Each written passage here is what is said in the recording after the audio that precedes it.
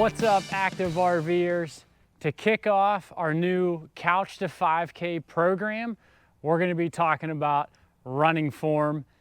How do you set it up properly for both performance and efficiency as well as injury prevention? So, if you've done any sort of research at all, you've probably found out that there is no proper running form. So depending on your strength, your mobility, how flexible you are, your running form is going to be different from somebody else's, but that's okay. So you want to treat this as an experiment. That way you're going to hone your skills, you're going to get better, and you're going to find out what works best for you. However, there are 3 key areas that we can focus on to help out again with the quote unquote proper running form for us. And it's kind of like that old song, head, shoulders, knees, and toes. So what we're going to do is focus on our head, shoulders, hips, knees, and feet. And so don't worry, it's going to all come together here. But the first thing you want to do is figure out your head placement. So for road running, it's going to be slightly different than trail running because of the uneven terrain and the obstacles you might find out on the trail.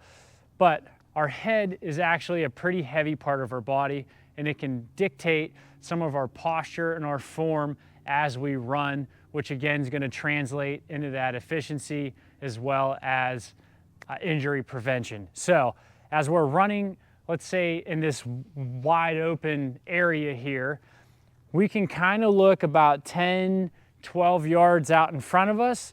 That's going to keep our head kind of nice looking forward. Our head's not leaning down. We're not leaning too far out. We're kind of in this nice neutral spot to look in front of us. You are going to be slightly bending forward, kind of in that power position, and that's really good. And so when we're trail running, there's kind of a balance that you want to do, so to speak. So you want to look out ahead so you can start to anticipate how you need to plant your feet if you're going to be jumping over any sort of like trees or cricks or rocks or anything. And then as you start coming up to the obstacle, you can kind of look down a little bit, and some staggered stance might be a little bit short and choppy versus like in a wide open track or an open parking lot where your strides can be consistently the same. So with the head, now let's start talking about the shoulders. As we start getting tired or as we're running faster, some folks have a tendency to really tighten up those shoulders, and what that's going to do is it's going to drain and use more energy rather than if you're nice and relaxed, kind of in consistent stride. And so the other thing is you want your elbows in nice and tight. You don't want to, too tight like you're doing like a heavy dumbbell curl, but something where you're kind of shake your arms out a little bit, get them kind of loose, and then you can kind of just pump your arms back and forth. And you can see my arms are not crossing over the frame because, as you can imagine, as you're running, any sort of side-to-side momentum is going to be counterproductive. And it's going to, your body's going to naturally try to overcorrect. And so that's where you're going to lead to inefficiencies as well as some of that injury prevention techniques that we're talking about. Hands is something else we got to think about. So as the shoulders, how you don't want to clench them and tighten them out, keeping kind of your thumbs pointed upwards. If you can see it in the, in the camera, nice and kind of relaxed and controlled. Again, you don't want them loose where you're flopping like this, but nice and steady. Again, you have control over that. You don't want, again, that death grip because you're going to expel a lot of energy. All right, let's talk about some posture. So this is going to be very important, again, from everything that we've already been talking about, like I said, about the efficiency and the injury prevention. So there's a little tip, quote unquote, about making sure that you run tall. So as we sit all day, whether it's working at a computer or driving or anything, we kind of have a natural tendency to round the shoulders, round out that back. And again, it's expelling potentially more energy. You're not opening up to get that full range of motion. And so as you're thinking about running, You know, you got your head pointed forward, you're looking about 10 to 12 yards out ahead, and you want to think about, you know, kind of opening up that chest, running nice and tall, because that's going to help again with the efficiency. The other thing that you could do is kind of focus in on your core. So if you kind of keep a little bit of core pressure and think about kind of pushing inward, that's going to help open that chest up as well as keeping those hips up. So again, as we're hunching over, our hips are going to sink back.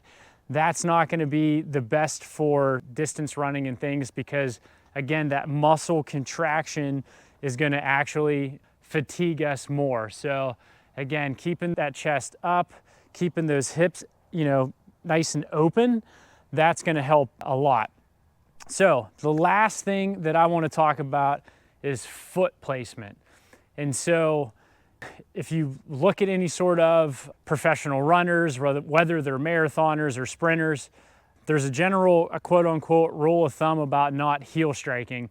Again, you'll see it even within professional runners.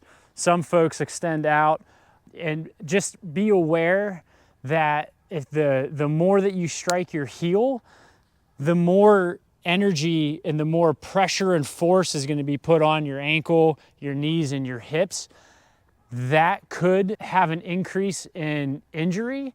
And so the general rule of thumb is you want to strike on that midfoot or the forefoot, so you're not overextending, but you're actually landing and having your foot and your knee below the hips. So you're really staying in line. You're not extending that foot out, but you're having that foot come down, again, under that center of gravity. And whether, you know, you strike on your forefoot or your midfoot, that's going to, again, come up with body mechanics, what's your alignment, your mobility, what your flexibility and all that is. So again, you know, just the most important thing is as you're running, you're keeping that weight and that force underneath your hips, so you're not accidentally overextending and potentially injuring yourself.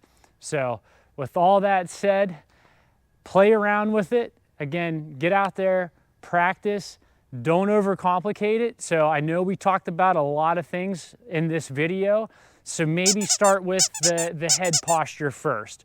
Go out for a couple of runs and, you know, kind of focus on that. After you get that habit done, then you can stack it and then think about the shoulders. And you'll notice too, like you can even try it out, like try to run like a penguin. So have your arms down to your side and try to run, and then try to run with your arms swinging and you really using that momentum. You're gonna feel how much of a difference having the proper arm mechanics are, not tensing those shoulders and hands up, how that is gonna translate to better performance while you're running. So again, start from the top, start stacking those habits. Don't try to do everything at once, because you're gonna get information overload. But the most important thing, have fun, start slow. So especially with this Couch to 5K program, don't try to come out of the gate too hot and do too much mileage too quickly, because the last thing we want to do is to accidentally get so sore that we can't be consistent and quote unquote put one foot in front of the other. So that's all I have today, active RVers. We will see you on the next adventure.